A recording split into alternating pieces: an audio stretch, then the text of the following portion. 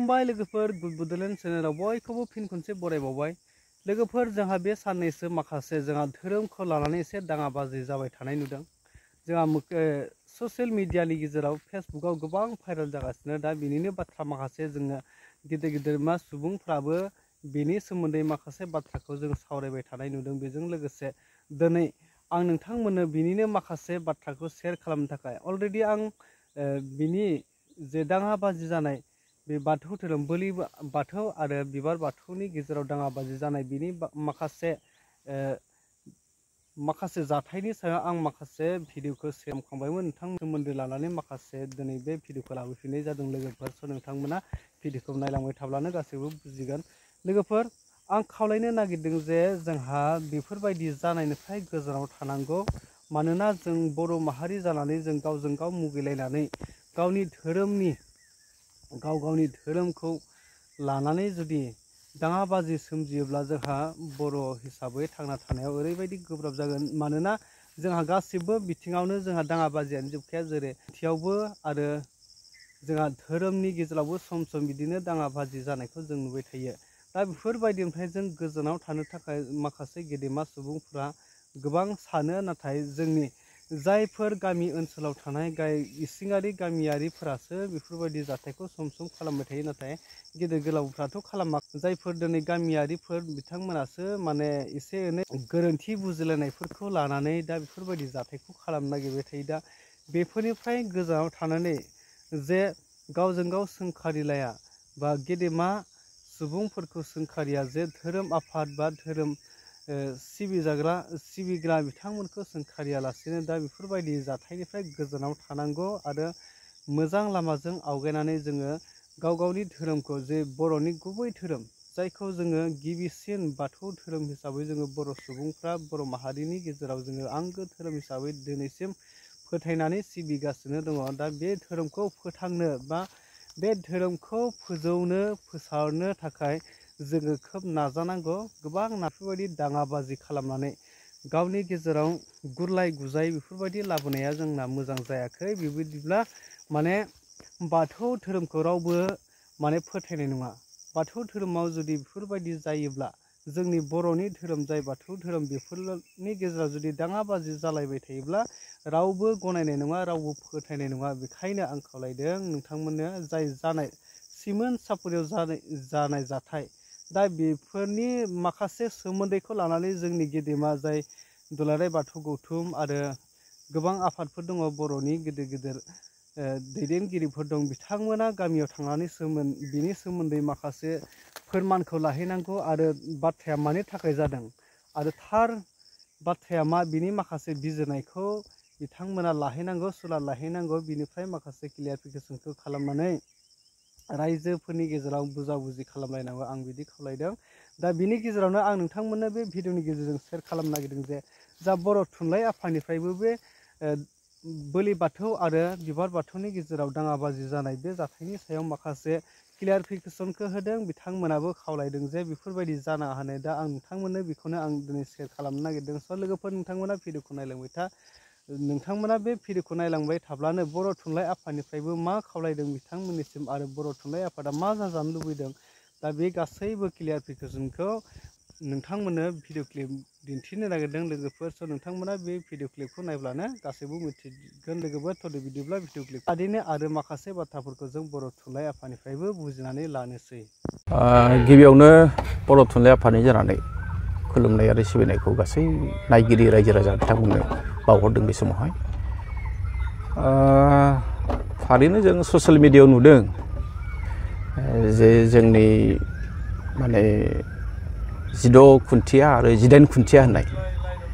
अर्थात 16 खुन्थिया माने बेयो जाहैबाय बोलि बाथौ आरो 18 खुन्थिया माने बे जाबाय फुल बाथौ होननानै बुंदों। दा बेवहाय सिमनसापरि जिल्लानि माने धेमाजि जिल्लानि सिङाव थानाय सिमनसापरिनि मोनसे गामियाव माने बोलि बाथौनि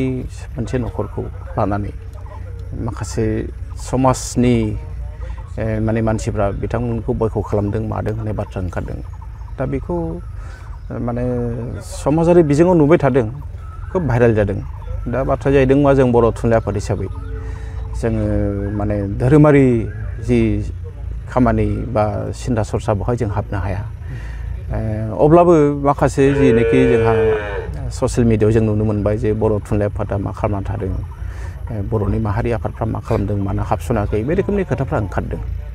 दा बेखायनो आं दिनै नैबे समाव नोंथांनि नैबे चेनेलनि गेजेरजों नोंथांमोननि चेनेलनि गेजेरजों बेखौ बुंनो लुबैदों जोंनि बर' थुनलाइ आफादनि थाखाय जोंनि गासैबो धोरोम जेखि धोरोमाव थाया मानो बिथांमोना गासैबो बर' फिसा गासैबो धोरोमखौ मान होनाया बर' थुनलाइ आफादनि मोनसे धोरोम आरो बर' थुनलाइ आफादनि दैदेनगिरि हिसाबै बा जों आंल' नङा जोंनि आगोलनि इयुनाव जाय फैगोन बिथांमोना खुनु दिन धोरोमखौ लानानै जोंहा मालाबा बेले बेजे बिदि साननाय फैया नाथाय बाथ्राया जादों मा जे सोरबा बलि बाथौखौ गामिनिफ्राव बेखौ खालामनाय सोरबा बलि बाथौआ फुजा होनो थांनायाव हेंथा होनाय बेफोर थासारिया फैनो नाङामोन आरो थिग बे रोखोमनि जायफोर हेंथा होग्रा बिथांमोनाबो साननाया मोजांमोन बेखौ रायलायनानै फोजोबनो हायो आसलते दा आं दिनै नैबे बिजोंनि गेजेरजों खावलायनोसो लुबैदों जिहेतु माखासे मानसिफ्रा बुंदों जे बर' थुनलाइ आफादा बेवहाय हाबनांगौ दुलाराय बर' फरायसा आफादा बेवहाय हाबनांगौ दा जोङो थोंजोङै हाबालासिनो जों दिनै खावलायनो लुबैदों जिहेतु जोंहा गोबां दैदेनगिरि बिथांमोन दङ बोलि बाथौनि दैदेनगिरि बिथांमोन दं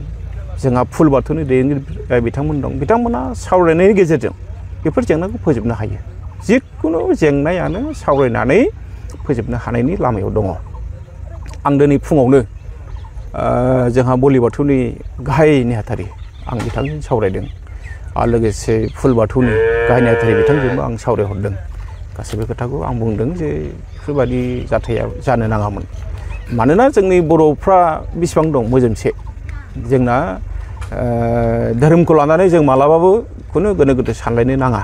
बर' थुनलाइ आफादा जों मालाबाबो बेखौ लुबैया जों जेब्लायबो गासैबो बर'खौ लानानै जों खौसे थानायखौसो जों लुबैयो आरो जुदि बिथांमोना सावरायनायाव माबाफोर जुदि मोननैजों थोंजोङै जुदि बिथांमोना उसुबिदा जादोंब्ला जेंना नुजादोंब्ला बिथांमोना जुदि जोंखौ बुङोबा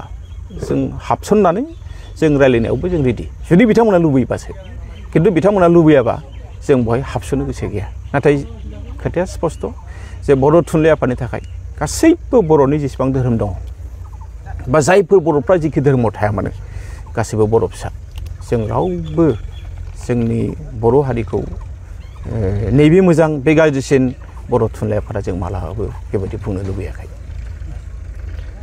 बर'फोरा मोनसे समाव जिथु आफादखौ लानानै गावजों गाव दाङाबाजि जाबाय आरो नैबे बाराव धोरोमखौ लानानै दाङाबाजि जिथु दायो ससियेल मिडियायाव नुदों बेथ' खोब दाङाबाजि जालांनायनि मोनसे लामायावसो खारबाय थादों बेखौ होबथानांगौब्ला नोंथांमोननिफ्राय माबायदि बिबुंथि थागोन आं एसे आगोलाव बुंदों जे आं गिबियावनो खावलायगोन आं दहाय जोंनि बर' थुनलाइ आफादनि मानिजाथाव आफादगिरि डक्टर सुरन नार्जारि सार बिथांजोंबो सावरायदों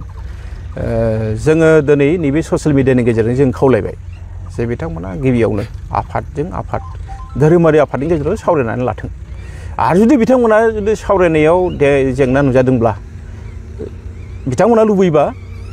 जोङो हाबसननानै बिथांमोननि जेंनाखौ जों फोजोबनो नाजागोन आरो मोनसे खोथा नैबेबो सैथो जे जाय जेखि धोरोमखौ फालिया मानो जों रावखौबो हेंथा होलायनाङा उदांस्रि दंखायो भारतनि संबिजिरानो जिहेतु उदांस्रि दंखायो धोरोमा जाय जेखि धोरोमखौ लाया मानो बिथांमोना गावनि धोरोमखौ गोसोबायदि फालिनो हायो बे बिथिङाव जों सोरनिबा धोरोम फालिनायाव हेंथा होनाया गोरोन्थि बे बिथिङाव बर' थुनलाइ आफादा आं दिनै आरो मोनसे खोथाखौ खावलायबावगोन जे ससियेल मिडियायाव बांद्राय खोथाखौ बुंलायबाय थायालासेनो जोङो बेखौ एसे थाबैनो धोरोमजों धोरोम जोंहा जायफोर दैदेनगिरि बिथांमोन दं बिथांमोनानो सावरायनायनि गेजेरजों बे जेंनाखौ फोजोबथों आरो आं जोबथारनायाव बुंबावगोन जे बिथांमोना लुबैयोब्ला जों हाबसननोबो थागथियारि जों हाबसननानैबाबो बे जेंनाखौ फोजोबगोन जों बेखौ देरनायखौ लुबैयाखै मानोना जोंनि थाखाय बर' थुनलाइ आफादनि थाखाय गासैबो धोरोमानो समान बर' थुनलाइ आफादनि थाखाय गासैबो धोरोमाव थानाय बर' फिसायानो जोंनि आंगो बर' फिसा जोंहा बेवहाय जेबो फाराग गैया